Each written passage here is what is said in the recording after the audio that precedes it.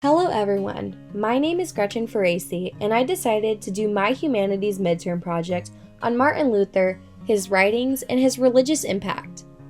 I understand that when thinking of an artist or musician for this project, Martin Luther might not come to mind, but I decided to choose Martin Luther because he played a very important role in the humanities, and we just recently discussed him in this course.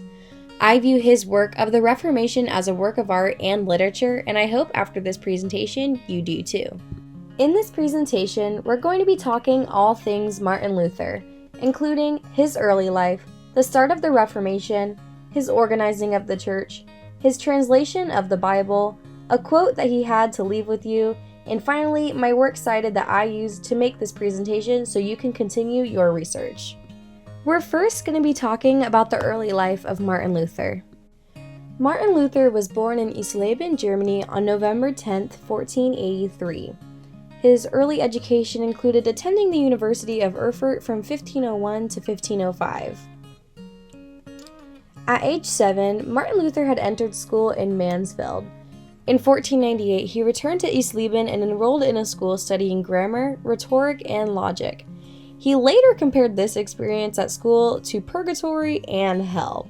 It's pretty funny to kind of do research and see that someone who had such an impact on grammar and translating the Bible, which we'll discuss later, really did not enjoy their time at a school that was meant for grammar. We're now going to transition into speaking about the start of the Reformation. This is really where a lot of the work that Martin Luther is known for begins to form and take place. Historians usually date the start of the Protestant Reformation to the 1517 publication of Martin Luther's 95 Theses. His 95 Theses protested the Pope's sale of reprieves from penance or indulgences. In 1521, he was summoned before the Diet of Worms and excommunicated. Sheltered by Friedrich, Elector of Saxony, Luther translated the Bible into German and continued his output of vernacular pamphlets. During my research, I found out something very interesting about Martin Luther and wanted to throw it in here for you guys as a fun fact. Did you know no reformer was more adept than Martin Luther at using the power of the press to spread his ideas? Between the years 1518 and 1525, Luther published more works than the next 17 most prolific reformers combined. That is pretty remarkable if I do say so myself. I now want to take a moment to jump in and talk about Luther's work in organizing the church, specifically his work in creating the Catechism. At that time, the reformer had a comprehensive background in catechetical authorship, which had evolved during his more than 20 years as a preacher. His catechisms were the outcome of a preaching campaign on catechetical matters, which he undertook in 1528 as a substitute for the Visar in Wittenberg, written by John Bugenhagen. I now want to start discussing what I would have to personally say is one of the biggest accomplishments of Martin Luther, which is the translation of the Bible into German. As early as 1517, Martin Luther started translating the Psalms into German.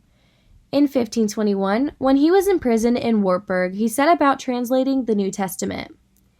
Even though Lutheranism was still promulgated through the state, the Reformation paved the way for a free society, where the government would not dictate the beliefs of the people. The Martin Luther Bible helped to make that happen by putting the scriptures in the hands of people of Europe. I also want to add in an honorable mention to the people that helped Martin Luther with the translation of the Bible into German.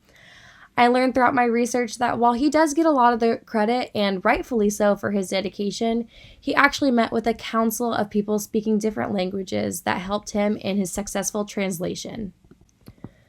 Martin Luther definitely has way more works and additions than I could possibly list to fit on this one PowerPoint slide, but I wanted to list quite a few of his most well-known works he has, including the ones I spoke about in my presentation, and their publication date, just to give you a better idea of some of the things he accomplished.